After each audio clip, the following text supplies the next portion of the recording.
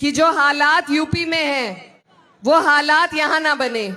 हमारे यहाँ अगर कोई जुबान खोलता है तो उन पे झूठा मुकदमा लगाया जाता है, बुलडोजर चलाए जाते हैं मकानों पर, रोजगार छीने जाते हैं, हर तरीके से परेशान किया जा रहा है। मेरे भाई, आप लोगों ने अभी तक भाजपा का पूरा राज नहीं देखा और मैं नहीं चाहती कि आप देखें। इसीलिए मैं अपना सूरत हाल आपके सामने पेश करना चाहती हूँ और आपको आगाह करना चाहती हूँ कि आपस के अपने वोट के बंटवारे में कहीं फिर से भाजपा ना जीत जाए। ओ भैया,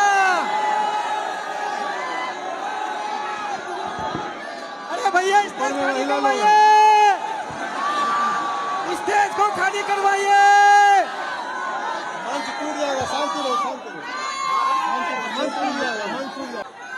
अस्सलाम वालेकुम, आदाब, नमस्कार।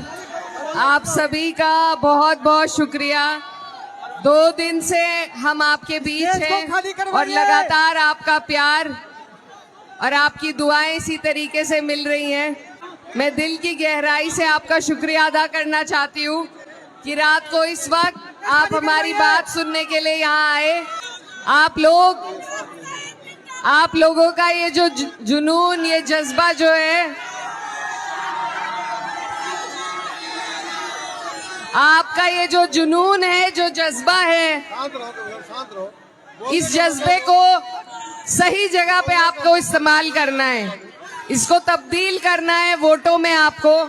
और आने वाली 11 तारीख है, कमरुल हुदा साहब आपके प्रत्याशी हैं, हाथ का निशान है, महागठबंधन है और पूरा देश आपकी तरफ आस भरी निगाहों से देख रहा है कि बिहार के हमारे भाई, हमारी माए बहनें हमें सही राह दिखाएंगी। इस देश में जो हालात, जो नफरत फैलाने का काम भाजपा की सरकार कर रही है, उसको रोकने का काम आप लोग करेंगे। तो ये बहुत अहम चुनाव है, बहुत बड़ी जिम्मेदारी आप लोगों के कंधे पर है और पूरा देश आपकी तरफ देख रहा है। कल पहले चरण की आपके यहाँ वोटिंग है। मैं आपको बताना चाहती हूँ, मुकाबला सिर्फ 2 जगह है। एक, भाजपा का गठबंधन जो सिर्फ इस देश में आपस में लड़ाने का, नफरत फैलाने का, माहौल खराब करने का काम कर रहा है, और एक सभी सेक्युलर पार्टीज का गठबंधन जिसमें कांग्रेस है, राजद है, सीपीआई, सीपीआईएम, हमारी समाजवादी पार्टी, सभी लोग इसमें शामिल हैं। ये गठबंधन अपने अपने सीटों की कुर्बानी देकर नेताओं ने इसीलिए बनाया है। ये गठबंधन इसीलिए बनाया गया है, सबने अपने, हर बड़े नेता ने अपनी सीटों की कुर्बानी दी है। किसे अच्छा नहीं लगता सारी सीटों पे चुनाव लड़ना, लेकिन ये आपके लिए बनाया गया है ताकि आप और हम मिलकर नफरत फैलाने वाली इन ताकतों को हरा सके।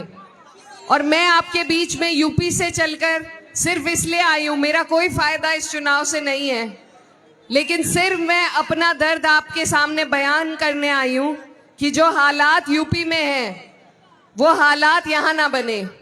हमारे यहाँ अगर कोई जुबान खोलता है तो उन पे झूठा मुकदमा लगाया जाता है, बुलडोजर चलाए जाते हैं मकानों पर, रोजगार छीने जाते हैं, हर तरीके से परेशान किया जा रहा है।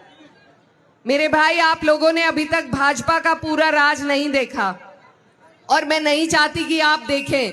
इसीलिए मैं अपना सूरत हाल आपके सामने पेश करना चाहती हूँ और आपको आगाह करना चाहती हूँ कि आपस के अपने वोट के बंटवारे में कहीं फिर से भाजपा ना जीत जाए।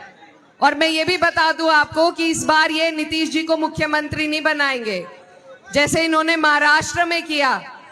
इस बार ये खुद सत्ता पर काबिज होंगे और जो इनका प्रोपेगेंडा पूरे देश भर में चलता है वही आपके बीच भी चलाना चाहते हैं। तो इनके मंसूबों को आपको और हमें मिलकर फेल करना है। कोई भी चुनाव किसी एक वर्ग के सहारे नहीं जीता जा सकता। हमें सभी की जरूरत है और सभी की बात करने की जरूरत है। सर्वधर्म, सर्व जाति का सम्मान, क्योंकि यही हमारे देश की गंगा जमुनी तहजीब है। अगर ये गंगा जमुनी तहजीब कमजोर होगी तो आपका और हमारा यहाँ रहना बहुत मुश्किल हो जाएगा, क्योंकि ये हमारे हिंदू भाई हैं। 208 वोट जिन्होंने वक्फ के खिलाफ दिए वो हमारे हिंदू मेंबर ऑफ पार्लियामेंट थे, सभी सिर्फ 24 मुसलमान थे। तो हमें एक दूसरे की ढाल बनना है, एक दूसरे का सहारा बनना है, क्योंकि जब हालात बिगड़ते हैं सबसे पहले पड़ोसी काम आता है। और तब ये नहीं देखा जाता कि पड़ोस में मेरे हिंदू रह रहा है या मुसलमान, एक दूसरे की सब मदद करते हैं। उसी भाईचारे को, उसी प्यार को हमें कायम करना है। हम अलग अलग होकर नहीं रह सकते, नहीं जी सकते। अलग होकर एक बार हमने देख लिया, हमारे देश का बंटवारा हुआ था, अब दोबारा वो गुंजाइश नहीं है। तो हमें प्यार और मोहब्बत के साथ अपने हिंदू, सिख, ईसाई, हर धर्म के लोगों के साथ रहना है और ऐसे लोगों को अपने ऊपर काबिज नहीं होने देना जो हम में नफरत पैदा करे, नफरत के बीज बोए। इसीलिए आप सबसे मेरी गुजारिश है कि आप लोग महागठबंधन को वोट दें। कुछ ऐसे भी लोग हैं हमारे बीच में जो हमारे अपने हैं, वो चुनाव लड़ रहे हैं। अगर वो सरकार के नजदीक पहुंच सकते हैं तो मैं भी और आप लोगों से ये कहना चाहती हूँ कि हम सब उनका साथ देंगे। लेकिन क्या वो सरकार बनाने के नजदीक पहुंच रहे हैं? एक सवाल आप उनसे ये कीजिए कि विपक्ष के लीडर बनने के लिए भी 10% सीटों का और 10% वोटों की जरूरत होती है। तो एक आधा प्रत्याशी अगर जीत भी जाएगा, हालात नहीं बदलेंगे। हालात बदलने के लिए आपको सरकार बदलनी पड़ेगी। और इस बात की गवाही मैं आपके सामने पेश करती हूँ कि उत्तर प्रदेश में हमारी सरकार नहीं है और वहां का मंजर एक एक दिन हम गिन रहे हैं कि कब हमारा चुनाव आएगा और हम इस सरकार को यहां से हटाएंगे। तो आप लोग एक आधा कोई प्रत्याशी जिताकर हालात नहीं बदल पाएंगे। हालात अगर बदल सकते हैं तो सरकार के जरिए से।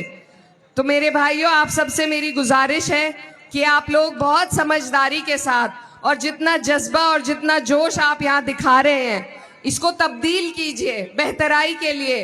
आने वाली 11 तारीख को वोटों में तब्दील कीजिए। अपने आस पड़ोस, गली मोहल्ले से एक एक वोट को आपको निकाल कर बूथ तक पहुंचाना है, क्योंकि आज ये ताकत आपके पास है, कल को कोई गारंटी नहीं कि ये लोग आपसे ये भी ताकत छीन सकते हैं।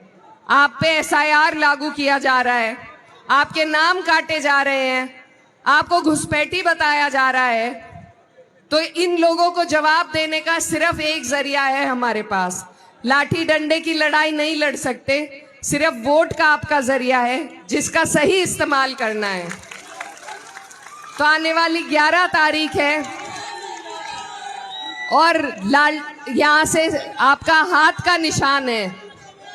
एक एक वोट अपना बटोर के, समेट के, ये बहुत बड़ी अमानत है आपके पास और पूरा देश आपकी तरफ देख रहा है। तो अपना एक एक वोट आप यहाँ पर किशनगंज में कमरुल हुदा साहब जो महागठबंधन के प्रत्याशी हैं उनको देने का काम करें, यहाँ सरकार को बदलें, क्योंकि आप जो बयार चलाएंगे वो पूरे देश तक जाएगी। आप यहाँ सरकार बदलेंगे, इनकी ऊपर तक जड़ें हिलेंगी। तो बताइए, हिलाएंगे इनकी जड़ें या नहीं? जिताएंगे गठबंधन को या नहीं? आपको मेरा कोई लालच इस चुनाव से नहीं है, बस मैं आपकी और हमारी और अपने देश की, अपने मुल्क की बेहतरी के लिए आपके बीच आई हूँ। और आपके बीच से जाते जाते बस 2 शब्द छोड़ना चाहती हूँ। हमारे कैराना के बहुत बड़े शायर हैं, वो कहते हैं कि ये जब्र भी देखा है तारीख की नजरों ने, ये जब्र भी देखा है तारीख की नजरों ने, लम्हों ने खता की थी, सदियों ने सजा पाई। तो ये जो लम्हा है आपके पास, ये चुनाव का जो मौका है, इसको जाने मत दीजिए, वरना हमारी आने वाली नस्लें पछताएंगी। इसी के साथ मैं आपसे विदा लेना चाहती हूँ। बहुत बहुत शुक्रिया। दुआओं की दरखास्त है।